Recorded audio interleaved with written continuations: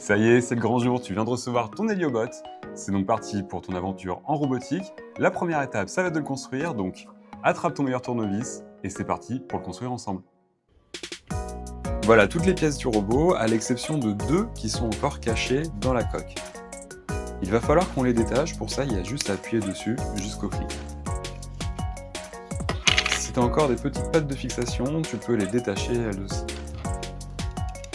Là, cette deuxième pièce, c'est le bouton, on n'en aura pas besoin tout de suite, donc on peut le mettre de le côté pour le moment.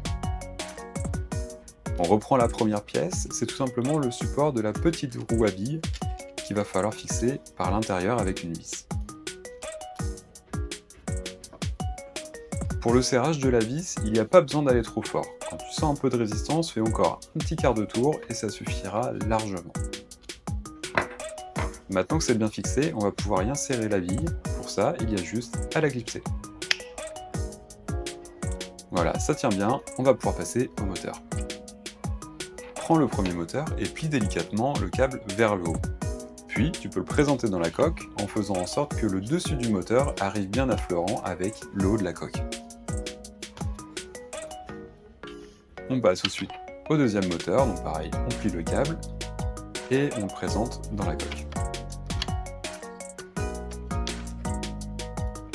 Si besoin, tu peux encore un peu ajuster la position des moteurs avant de passer à la suite. On passe à la carte mère, donc pense bien à faire passer les câbles des moteurs dans chacun des trous prévus à cet effet, et si elle a du mal à se mettre correctement, c'est peut-être que comme moi, un moteur était mal mis.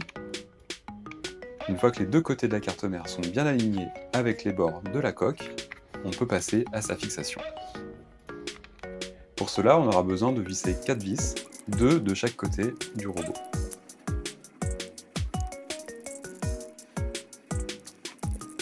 Voilà, la carte mère est bien fixée, on va pouvoir brancher les moteurs. Pour cela, tu verras, il y a un détrompeur sur les connecteurs, donc tu ne pourras pas le mettre à l'envers. Une fois qu'il est bien présenté, il suffit juste de le clipser jusqu'au bout. Puis une fois de plus, on passe au deuxième.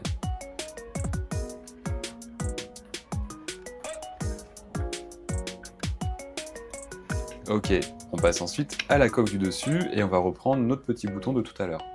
L'astuce, c'est de le monter par l'intérieur en laissant la coque à l'envers pour éviter qu'il ne tombe. Là aussi, on met le robot à l'envers.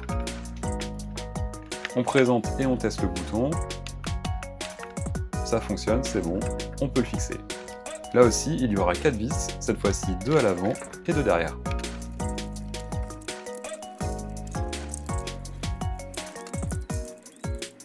Ça y est, notre robot commence à prendre forme, on va pouvoir lui installer ses roues. Tu verras, il y a une forme à aligner au centre de la roue. Pour insérer la roue, pose-la à plat contre la table et pousse ton robot dessus pour l'insérer jusqu'au bout. Puis on recommence de l'autre côté. Il faut forcer un peu, mais pas trop non plus. Si tu as besoin de beaucoup forcer, c'est peut-être que la roue n'est pas bien installée. Place maintenant au capteur de ligne qui va s'installer dessous le robot. Une fois correctement présenté, il suffira de le pousser jusqu'au fond de son emplacement. Il peut y avoir un léger clic. Place maintenant à la batterie. Alors là, attention à la polarité, c'est-à-dire le plus et le moins. Il y a des symboles au fond de la coque pour t'aider. Là aussi, on va jusqu'au clic. Allez, dernière pièce, le capot de la batterie. Il suffit de présenter les deux petites pattes dans les deux encoches, et puis de la pousser, une fois de plus, jusqu'au clic. Ça y est, ton Héliobot est maintenant monté. Pour le recharger et le programmer, tu trouveras ce port USB à l'arrière du robot, ainsi que cet interrupteur pour pouvoir l'allumer. D'ailleurs, on peut l'allumer tout de suite pour voir si ça fonctionne.